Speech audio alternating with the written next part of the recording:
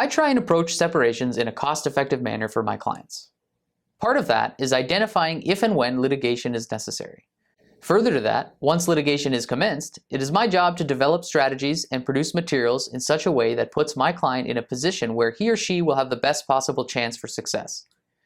There are, however, certain obstacles that may present themselves when making an effort to attain a positive result for my clients through litigation in a timely and cost-effective manner. One of the most common is self-represented parties. Whenever one spouse gets a lawyer and the other does not, this, believe it or not, creates some problems for the represented spouse. There are three major problems with this. One, it likely means that they will be spending more money on the resolution process, as if there is any substantial drafting to be done, it will almost always be done by their lawyer. It is never a good idea to have a self-represented party draft a separation agreement or consent order. Number two, self-represented parties don't know the rules. This may cause a delay in the production of disclosure or increase the amount of time the parties spend while at court. In extreme cases, it will render certain attendances useless if the unrepresented party did not, before a case conference for example, prepare a case conference brief. What often happens is that self-represented parties come to court with all their material and disclosure rather than producing it in advance. This forces the other side to adjourn the matter and return to court at a later date.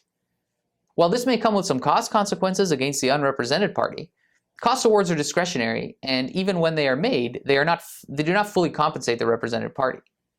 Number three, self-represented parties are sometimes shown lenience by a judge that would not otherwise be afforded to a practicing lawyer. And the self-represented party is overdramatic. He or she will likely base their materials and oral arguments based on what they see on television or at the movies. In my experience, they go on and on before a judge, trying to talk their way into sympathy or into a positive result. The best way to handle this, and the other problems I have noted, is to ensure two things. Firstly, that all communication between a lawyer and the self-represented party is in writing. Secondly, that all material required by a rule for a particular court appearance is prepared on time and in such a manner that will allow the judge to have a full understanding of your case before anyone gets to court. Essentially, the strategy is to let your material do the talking.